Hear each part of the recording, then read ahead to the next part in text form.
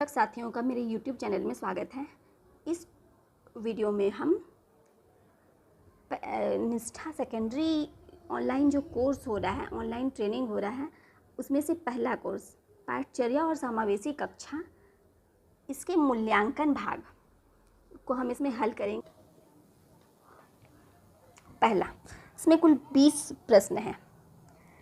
20 प्रश्न को हम देखते हैं और सबसे शुरू से शुरू करते हैं। देखिए, पहला क्वेश्चन, जब आप एक बार पूरा वीडियो आप शुरू से अंत तक देख लें, उसके बाद प्रश्नोत्तरी को करते जाएं। ठीक है, ध्यान दीजिए।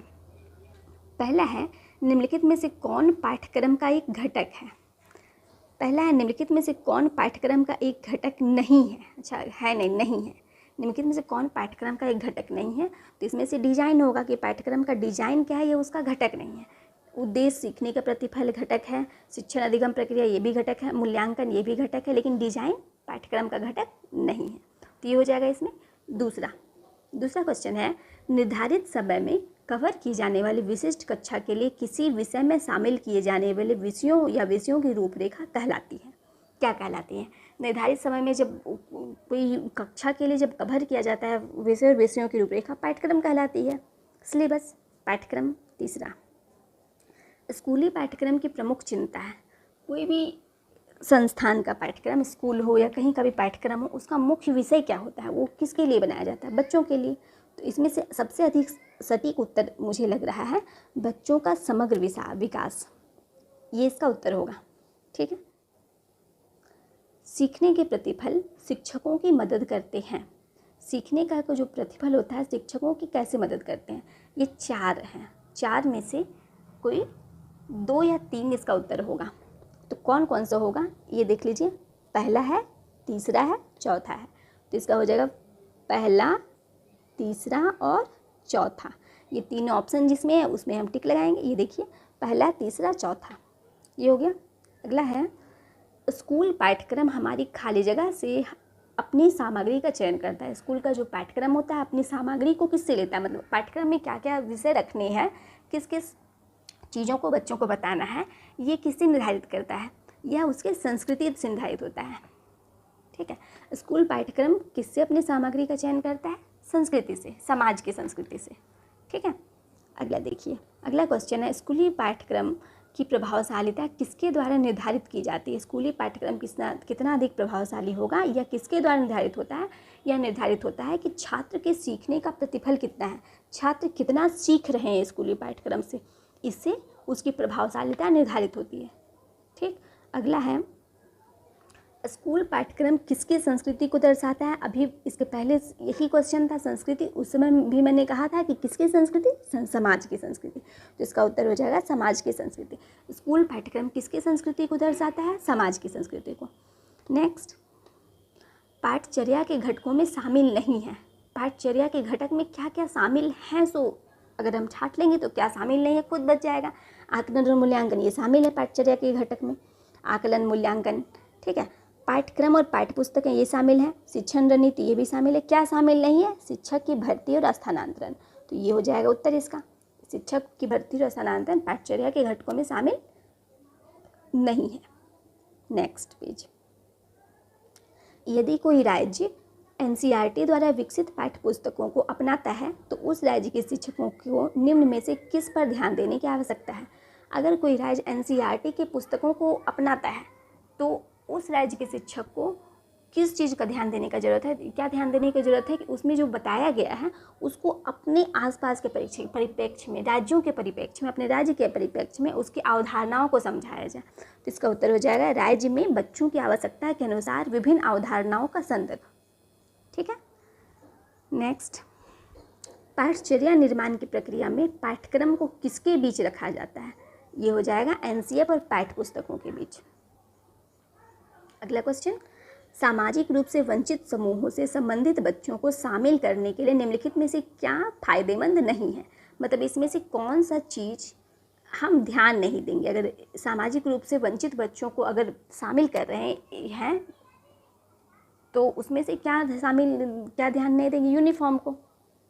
ठीक है, यूनिफॉर्म को इसमें ध्यान नहीं देंगे।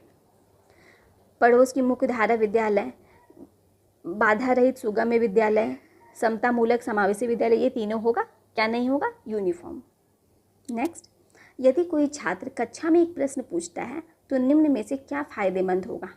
अगर कोई छात्र कक्षा में प्रश्न पूछता है और उसे कैसे हम प्रोत्साहित करेंगे, मतलब कैसे वो अधिक प्रश्न पूछने के लिए प्रोत्साहित होगा, उसके सीखने का स्तर कैसे बढ़ेगा? तो इसमें से क्या होगा? स्वतंत्र रूप से उत्तर खोजने के लिए प्रोत्साहित करेंगे। अगर स्वतंत्र रूप से उसे ही बच्चा को ही कहेंगे कि तुम ही स्वतंत्र रूप से अपना उत्तर खोजो, तो वो फिर से दोबारा प्रश्न नहीं पूछेगा, ठीक है। और तो ये नहीं होगा। दूसरा है, उसे कक्षा के बाद मिलने की सलाह देंगे। कक्षा के बाद, ये तो उतना सटीक नहीं, चलिए थोड़ा मोड़ा ठीक है, लेकिन उतना सही नहीं लग रहा है मुझे। अगला है, उत्तर जानने के लिए कुछ संदर्भ प्रदान करेंगे। ये भी होगा, लेकिन चलिए ठीक है, लेकिन सबसे अधिक सटीक उत्तर है इसका, प्रश्न का उत्तर देंगे और अधिक प्रश्न पूछने के लिए प्रोत्साहित करेंगे अगर कोई बच्चा प्रश्न पूछता है तो। नेक्स्ट, एक पाठ्यक्रम क्या है? एक पाठ्यक्रम में सभी पाठ्य पुस्तकों को विकसित करने के बाद, एक पाठ्यक्रम सभी पाठ्य पुस्तकों को विकसित करने के बाद विकसित किया जाता है। ये होगा इसका आंसर। नेक्स्ट, हिडन पाठ्यक्रम क्या है? यह कोर्स में मैंने पढ़ा था कि यह क्या है, अध्ययन के औपचारिक पाठ्यक्रम का हिस्सा नहीं हो सकता। जो हिडन पाठ्यक्रम होता है, जो गुप्त पाठ्यक्रम, वह औपचारिक पाठ्यक्रम का हिस्सा नहीं होता है।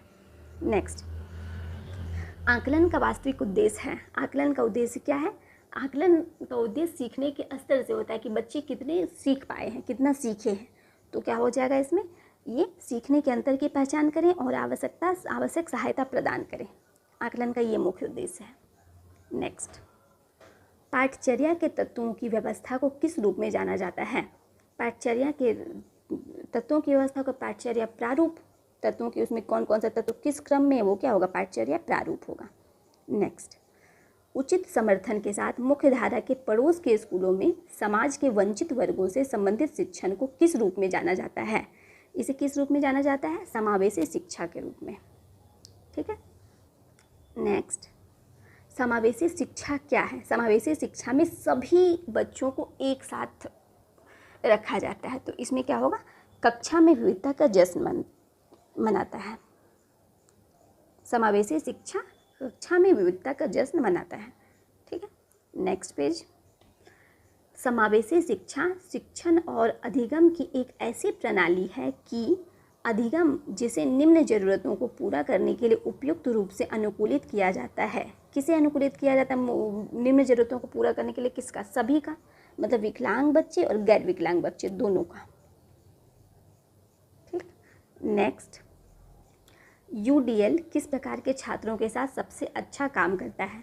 यूडीएल सभी छात्रों के साथ सब अच्छा काम करता है। तो हो जाएगा कि उसकी क्षमताओं और सीखने की शैलियों की परवाह किए बिना कि कैसा बच्चा है, प्रतिभाशाली है, प्रवीण है, संघर्ष वाले बच्चे हैं, वो ध्यान नहीं देता है। मतलब सभी के साथ, किसी भेदभाव के साथ सभी मतलब उसके सीखने की शैलियों की परवाह किए बिना सभी बच्चों के साथ अच्छा काम करता है। तो इसका उत्तर हो जाएगा ये। इस प्रकार हमने पहला कोर्स के 20 क्वेश्चन कर लिए। पहला निष्ठा का जो पहला कोर्स है, समावेशी क्या है? पाठचर्या और समावेशी कक्षा। पाठचर्या और समावेशी कक्षा, इसके हमने 20 क्वेश्चन कर लिए। इस तरह हमारा पहला मॉड्यूल है पाठचर्या और समावेशी कक्षा, ये समाप्त होता है। इसके बाद अगस्त में हमें 3 कोर्स करने हैं। 3 में से ये पहला कोर्स हुआ। 2 और कोर्स के वीडियो मैं बहुत जल्द लाने वाली हूँ। अगर आपको ये वीडियो अच्छा लगा तो लाइक करें, कमेंट करें और हमारे यूट्यूब चैनल को सब्सक्राइब करें। Thank you.